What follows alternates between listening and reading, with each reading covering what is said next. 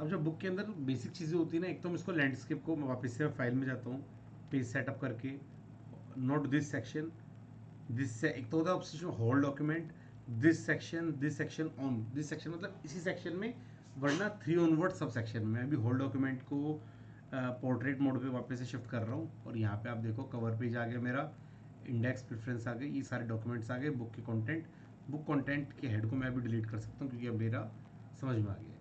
तो अब इस वीडियो के अंदर में हम समझेंगे कि जो हम बुक लिखते हैं, तो बुक में ऐसे नहीं तो बस इंट्रोडक्शन लिखा हुआ है, ठीक है, अलग अलग जो पैराग्राफ्स हैं, चीज़ें हैं, ये अलग अलग कॉन्टेक्स्ट भी होते हैं, राइट। तो what is the use of Google doc, ये मेरा अगर फर्स्ट टाइप इंट्रोडक्शन का फर्स्ट टाइटल हुआ, ठीक है। What is the scope of Google doc, ये अगला टाइटल हुआ, और then we have the future of Google doc. ये हमने टाइटल्स बनाए। अब ये टाइटल्स आप देखो बोल्ड नहीं है, कुछ कुछ नहीं है, लेकिन मैं आपको क्या बताना चाह रहा हूँ, जो हमारा कंटेंट है उस कंटेंट में इस तरह की चीज़ें रहेंगी। अब बेसिक इंटरफेस में इसमें शुरू में लेट से पैराग्राफ ही लिखा रहेगा, इसके अंदर में layout of Google docs.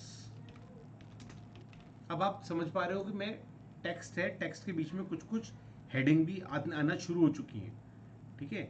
Layout of Google docs, menu and ribbon bars, designing proforma invoice, basic requirement of invoice, यहाँ पर हमने बात कर रहे हैं टेबल्स, क्रिएशन एंड मर्जिंग, और यहाँ पर हम बात कर रहे हैं alignment and size of text, ठीक है। फिर डिजाइनिंग सीवी के अंदर में अब जो गए तो हमने बात करी इंसर्टिंग इमेजेस विद लेआउट, फिर हमने बात करी कलरिंग ऑफ टेबल्स, फिर हमने बात करी चार्ट क्रिएशन, और बहुत सारा कंटेंट अभी हम क्रिएट करने वाले हैं इस चीज़ों को लेकर के, removal of borders in table, ठीक है। ये हमारे हेडर्स हो गए जो हम बात कर रहे हैं। अब इस हेडिंग्स को हम कैसे दिखाते हैं वो मैं आपको समझाता हूँ कि एक बुक के अंदर जो कंटेंट्स है, तो ऊपर से शुरू करेंगे। सबसे पहले हम जहाँ पर थे इंट्रोडक्शन। अब ना आप देखो स्टाइल, इसको हम क्या बोलते हैं, स्टाइलिंग।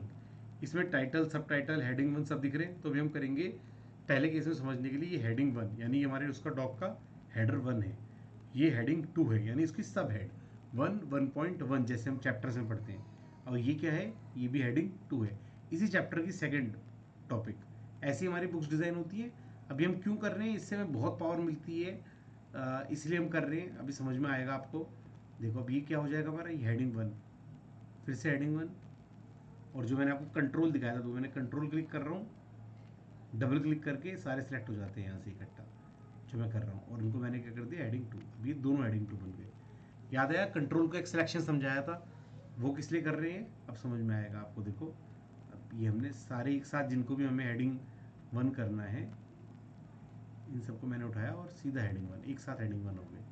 अब जिनका मुझे हेडिंग 2 करना है, क्लिक करके डबल क्लिक कर रहा हूँ मैं उन सबको,